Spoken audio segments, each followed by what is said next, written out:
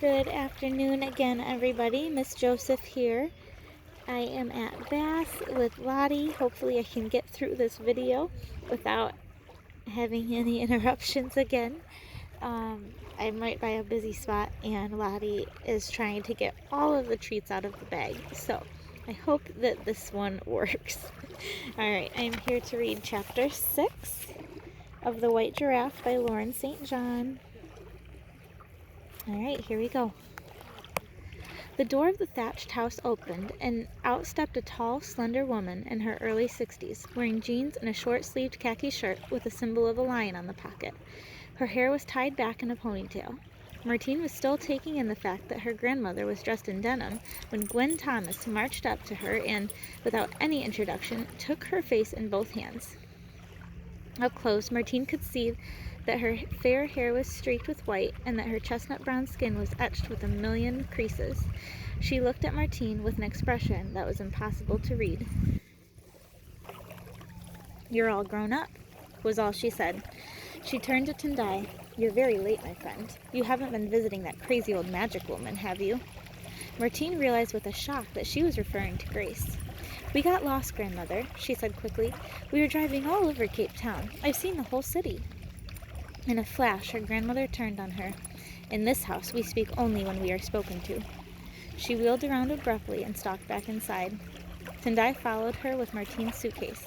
He didn't look at Martine as he passed. Martine walked after them, her heart thumping. A ginger cat sat washing itself on the front step. It regarded her curiously as she approached. "Oh boy, this is going to be fun," Martine muttered under her breath. But the ginger cat simply yawned, closed its eyes, and lay down in the sun to sleep. Tendai appeared at the door. "Your grandmother is waiting for you," he said. With Tendai gone, Martine felt more alone than ever. She stepped into the house and looked around. It was cool and peaceful inside, with polished stone floors and big, comfy, worn leather chairs. Another cat, this one black and white, was curled up on the lid of an old piano, and there were oil paintings of cheetahs and elephants on the walls. The bare beams and thatch gave the room a sense of space and calmness. Her grandmother emerged from the kitchen with a glass of milk and a plate of egg sandwiches. She motioned for Martine to take a seat at the dining table. Martine hated egg sandwiches, and she was still full of Grace's delicious food, but she wasn't about to say so. She began picking at the bread. "I don't have fizzy drinks here," her grandmother said. "Don't believe in them." She stood at the head of the table like a lioness, her blue eyes locked on Martine as if in challenge. "Okay," Martine said wearily. "The first things you need to know are the rules of my house. Please don't touch anything that doesn't belong to you, and that includes the piano. No running, no shouting, no cursing, no sweets. I don't have a television. I go into Cape Town twice a year, so there'll be no shopping for you. No fast food. We grow our own vegetables. You'll be expected to make your own bed and help out around here. I can't abide laziness. Any questions?" "Can I breathe?" Martine asked cheekily. No answering back, her grandmother roared. Martine shrank into her chair. The egg sandwiches lay untouched. "Give them to me," her grandmother said, snatching them up. "I should have known that crazy old woman would be cooking for you. Well, you can eat them for dinner. I won't tolerate waste." That's a little break for us. Alright. I'll keep reading, but I don't know how far I'll get. Alright, here we go. The rest of the day went downhill from there. Martine was dizzy and a bit tearful after the long flight and the adventures of the morning. But after she showered, her grandmother insisted on driving her to the tiny town nearby, a single street of shops known as Storm Crossing, to buy a school uniform and some brown lace-up shoes. At the clothing store, where she was fitted with 2 white shirts, 2 navy blue skirts, a windbreaker, a blazer that had a lynx cat with fur-tipped ears on the badge, and a gray tie. Martine discovered to her horror that she was expected to start school the very next day, without even the shortest break to adjust to her new surroundings. "There'll be plenty of time for that," her grandmother told her. "You've missed too much school already." As if that wasn't bad enough, at dinner, thankfully not the egg sandwiches, which weren't mentioned, Martine slipped on the polished floor as she carried her grandmother's favorite teapot back to the kitchen. It smashed to pieces. "Oh, what was Veronica thinking?" her grandmother ranted. "I knew this would happen. How could I be expected to look after a child?" She refused to allow Martine to help clean up the mess. Martine just crept quietly upstairs to bed with tears running down her face. She felt utterly bereft. She was in deepest, darkest Africa with no parents and no friends, living with a grandmother who plainly couldn't stand the sight of her. Really, it couldn't get any worse.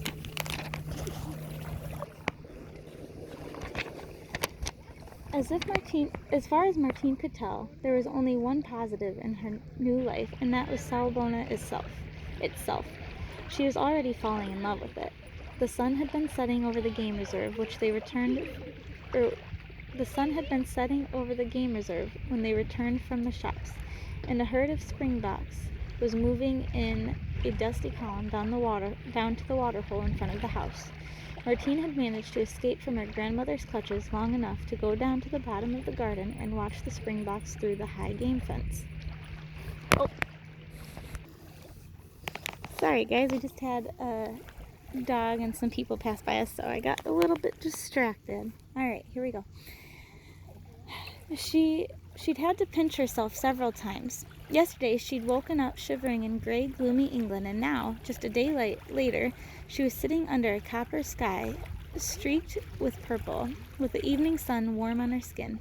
The young springboks were bouncing around the shallows as if they had mini trampolines attached to their hooves, and the guinea fowl, which she'd earlier seen waddling along the roadside like plump blue speckled kings, were crying in the trees as they settled down to roost. Martine stretched out on the grass and let her nose fill with the heady smells of an African evening, cooking fires, wild animals, hereby? I don't know. Herbie? That word right there, look. I don't know. Grass and nature in abundance. She never experienced anything quite like it. Her bedroom, too, was something a bit special. It was up in the attic with a window cut into the thatch. Although very tiny, it had plenty of character and charm. There was a bookcase crammed with books about animals in Africa against one wall, and a bed made with crisp white sheets, a patchwork quilt, and large soft pillows. But the best part was that it overlooked the water hole, a brown dam surrounded by thorny bush. Tendai had told her that most of the reserve's wildlife gathered there at dawn or at sunset. Now, however, it was a nightmare. The mattress sank beneath Martine's weight. She dried her eyes on her sleeve and wondered if it was really true that her mom had lived at Sawubona. It cheered her to imagine that this might once have been Veronica's room. Veronica might have read these books and snuggled into this very quilt. But why on earth had she never told Martine about this place? So tired that she could barely put on her pajamas, Martine slid between the sheets, her head whirling with snapshots from the long day. The last thing she thought about before she went to sleep was the white giraffe. Oh, I'm so excited to read more. Alright, that's going to be chapter 7, which I will read either today or I'll post that video soon. Alright, I hope that you guys have a great day. Bye, everybody.